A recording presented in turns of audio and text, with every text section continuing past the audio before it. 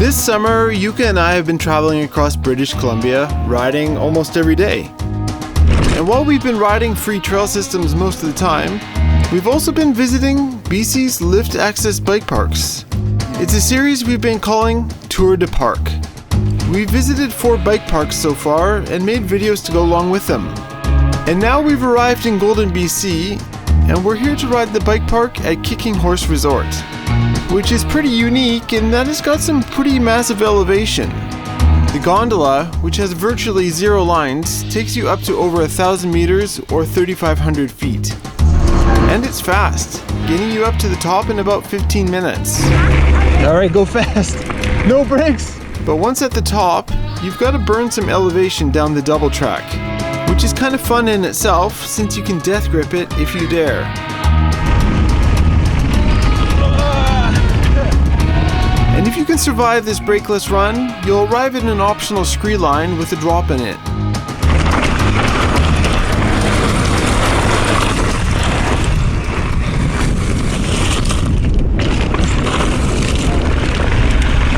But our first real trail of the day is one called Rock Garden.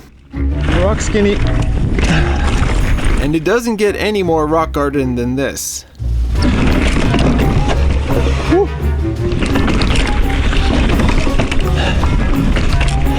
I must applaud the trail crew's ingenuity here.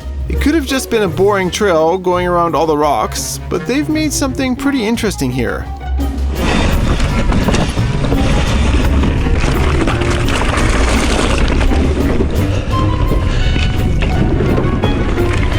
But with all the rocks around, some of them weren't so friendly. And this one in particular had it out for me. Oh! I have a problem! Flat! There's nothing like a first lap flat to get your day going. I got a flat, Yuka. Oh, you got flat? Yeah. But luckily, I had the tools to solve the problem. With a pretty sizable hole in my tire, I shoved a pretty sizable plug into it, which is generally the preferred option over putting a heavy tube in. Might work. Okay, time for a mini review. In order to reinflate the tire, I was using Isabel's pump, a Lezyne Drive HV. And first impressions were good. Yeah, this is a nice pump. But one doesn't like it. No? Well, it's nice that it threads on. Ah. I don't like it anymore. But since it threads on and off the valve, it removed the valve core when I went to unscrew it. So, in light of the pump doing the exact opposite of its designed intent, I give it 1 out of 5 stars, would not buy. Anyhow, at this point I used my CO2 since I knew the tire would hold air and we got back on the trail. It's nice and hard now. We made our way towards our first double black line, something called Rock and Roll. It's a series of rock slabs, but the rock out here is not like that of Squamish. No, with a much more polished surface, the grip is much lower, making it all the more spicy. Oh yeah. I just slipped on that. I don't know if Yeah, it's not quite the same as But hey, that's just part of the fun. The first part wasn't too bad, as it's fairly straight.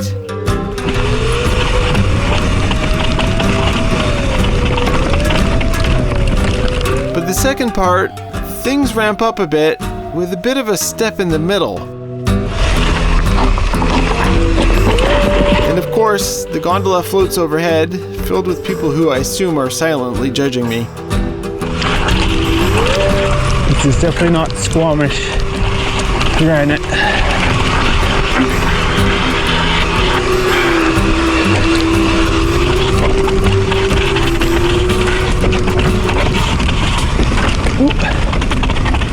Ooh. I could hear my tire whip. Psst. It sounded like that patch job on my tire was giving me an early warning on the way down that. And as fate would have it, on the next lap... Oh no, my tire! Tire. The tire was just too compromised and the hole tore even wider. No! It was time to put in that dreaded tube. And 10 minutes later, we were back riding, heading down to the coolest trail on the mountain. Stick Rock must be the trail of my dreams. No, seriously, it's a mixture of rock slabs and ladder bridges, and with a combination like that, how could you go wrong? Right off the bat, the trail started out with a rock slab with a ladder bridge exit. Not too bad. Sweet! Whoa!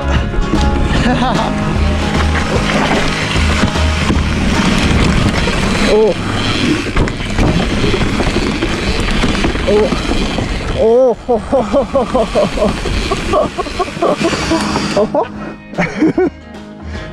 Oh! You're a weird girl, yeah? But soon, we were into the thick of it. Another rock slab, but this time the exit is a wooden berm.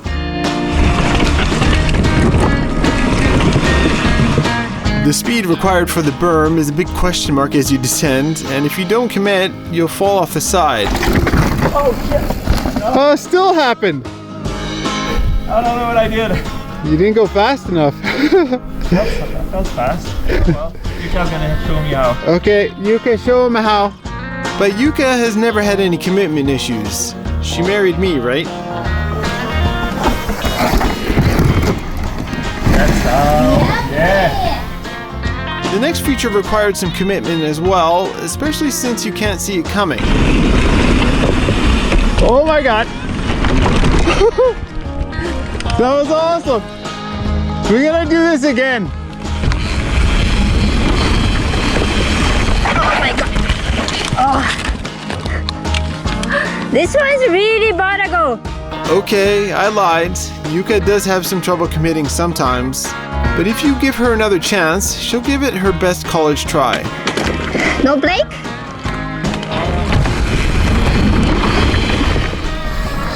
Oh my god! Oh yeah! Oh yeah! That went good. Oh yeah! Scary. It's fun though, yeah? Yeah, it's good. A jump to berm kept things flowing.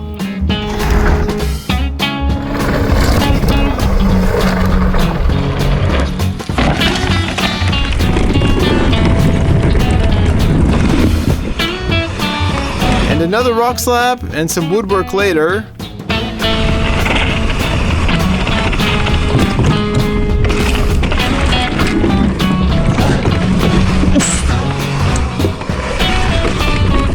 Gross. Gross! What the heck? The next wall ride, or is it a wooden berm? Oh! Holy crap! Well, you guessed it. More commitment issues. Oh, you just go straight into the bush? Felt wrong. So tight, huh? Yeah. Then you know you have to have some speed.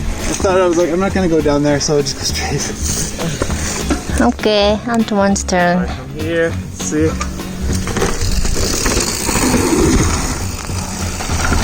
Oh, looks easy.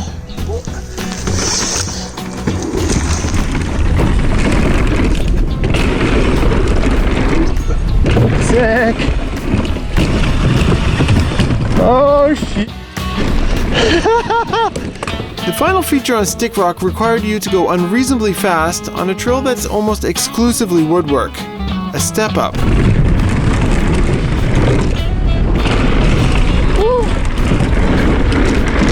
Yeah! That's sweet. It's pretty exhilarating to do. But holy smokes, falling off the side at these speeds is unthinkable. And while that's the end of Stick Rock, it certainly wasn't the end of the woodwork. The next trail, LYM, or Love You Man, was built with the same sensibilities as Stick Rock, but toned down a little. Oh yeah. It goes under itself.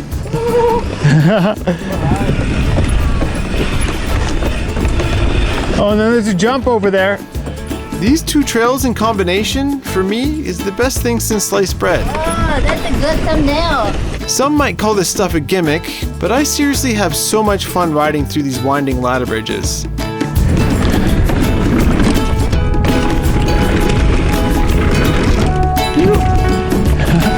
So good.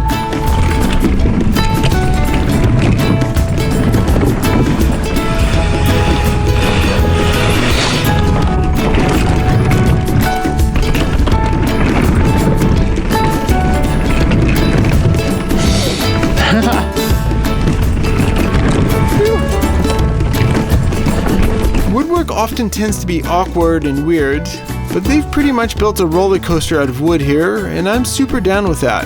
Hopefully the park keeps this in good shape over the years, as wood tends to deteriorate over time. On our way out, we took a trail called Pioneer. Wow, cool. It's a pretty typical downhill trail, starting out with some rock slab in the ski piste. Sweet. With a drop, Nice. and some steep sections thrown in. Oh boy.